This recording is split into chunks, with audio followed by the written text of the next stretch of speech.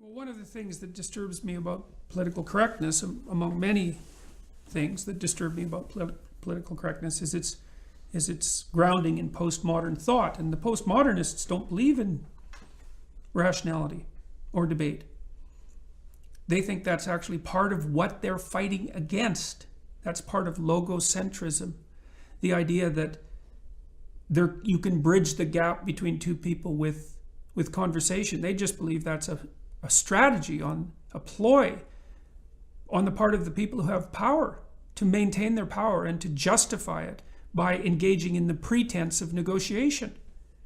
And it's part and parcel of their philosophy. And yes, increasingly we're teaching our students that because the postmodernists they've certainly invaded the education system. I mean, and not just the universities, also increasingly through the faculties of education. In our culture, we always have discussions about rights. My rights are being trampled on. My rights are being trampled on. Well, of course they're being trampled on.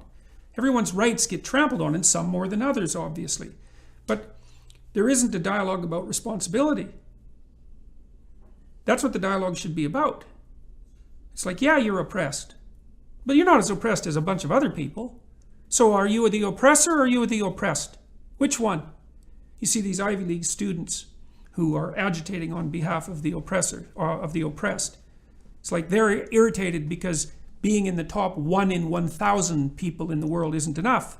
There's somebody who is better off, who's 1 in 10,000 or 1 in 100,000. They point to them and say, well, you're the oppressor because, you're 1% of the 1% and I'm just the 1%. But, they forget about the starving masses in the rest of the world in relationship to whom, well, they're obviously oppressors. You're oppressed. Okay, fine. You're the oppressor too. You're the victim. Okay, fine. You're the goddamn perpetrator too. So maybe you should take some responsibility for that. And no, it's not that. We're not going to do that. Someone else is going to be the perpetrator. That's convenient. If it's always someone else, then all the good is on your side and all the evil is on their side. And once you put all the evil on someone's side, then the next thing to do is to take whatever action against them you see fit. And why not? Because that's where all the evil resides. That just makes you good. What are you going to do? Put up with it? And we're busily teaching our young people that as fast as we possibly can. So, and I think it's motivated in part by this postmodern cancer whose goal is to gnaw on the roots until the whole corrupt, oppressive, patriarchal system. So that's the tyrannical king, right? That's the mythological projection of the tyrannical king who eats his own children. That's the mythological idea behind the patriarchy. We'll gnaw on that till it falls over.